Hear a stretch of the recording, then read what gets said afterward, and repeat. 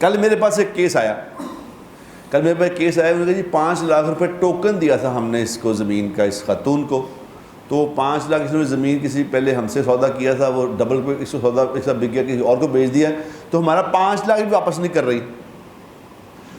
اب وہ خاتون کہ جی لاؤ قرآن، میں ہاتھ رکھتی انہوں نے لے لیا، وہ جن لوگوں نے دیے تھے انہوں نے کہا جی لاؤ قرآن، ہم ہاتھ رکھتے، میں کہو خبردار قرآن کی بات نہ کرنا بیچ میں۔ دونوں قرآن اٹھانے کو تیار کہ وہ کہہ رہے ہیں میں نے دے دیے، وہ کہتے ہیں میں نے لیے، دونوں قرآن اٹھا رہے۔ اب کوئی تو جھوٹ بول رہا ہے نا، کوئی تو جھوٹ بول رہا ہے، یعنی قرآن ہاتھ پہ رکھنے کو تیار ہیں 5 لاکھ روپے کے لیے، جھوٹا۔ وہ کون لوگ ہیں؟ جو یہ سمجھے ہی نہیں کہ دنیا کی زندگی دھوکہ ہے۔ اگر یہ سمجھ جاتے تو کوئی 1 ارب روپے کے لیے سچا قرآن اٹھانے کو تیار نہ ہوتا۔ ایک میرا پارٹنر ہے، اس پہ کسی نے کیس کر دیا کسی بڑے سیاستدان، اس کا نام ہی سیاستدان ہے، تو اس نے کیا کرنا چاہتا؟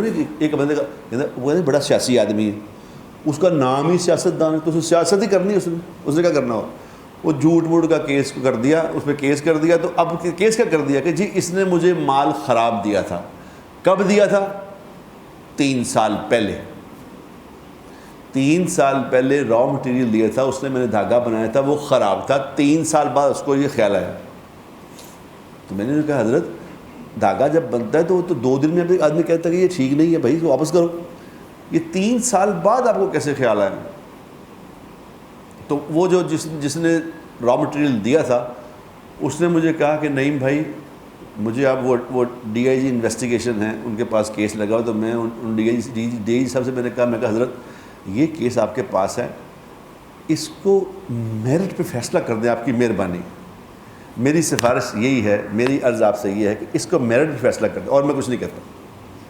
اس نے کہا جس پہ کیس ہوا تھا، اس نے کہا نعیم بھائی میں قرآن لا کے اس پہ ہاتھ رکھنے کو تیار ہوں، یہ جھوٹ بول رہے ہیں، میں قرآن پہ حلف دیتا ہوں جھوٹ بول رہے ہیں۔ میں کہا خبردار قرآن کی بات نہ کرنا، بیچ میں اس کا تذکرہ ہی نہ کرو قرآن کا، تمہیں پتہ ہی نہیں قرآن ہے کہ قرآن ان باتوں کے لیے ہے کہ 10 15 20 50 لاکھ کے لیے، 2 4 5 کروڑ روپے کے لیے اس کو ہاتھ میں اٹھا لیا۔ یہ وہ ہاتھ پہ قرآن رکھے گا جس کو اندازہ ہی نہیں ہے کہ قرآن کیا چیز ہے، اللہ کون ہے، وہ کیا معاملہ ہے، وہ رکھے گا قرآن ہاتھ پہ۔ ورنہ جس کو پتہ ہے کہ قرآن کیا ہے وہ کہے گا قرآن کیا، میں الف لام میم کہنے کو بھی تیار نہیں ہوں، تم قرآن کی بات کرتے ہو۔ اب چونکہ بنانے والا کہہ رہا ہے دھوکہ ہے، یہ سمجھ نہیں رہا بات کو، کیوں؟ اس کے سامنے حقیقت ہے نہیں، کیونکہ جھوٹ بولنے کو سمجھ نہیں رہے کہ اس کا ہوگا کیا، اس کا نتیجہ کیا نکلے گا، یہ نہیں پتا۔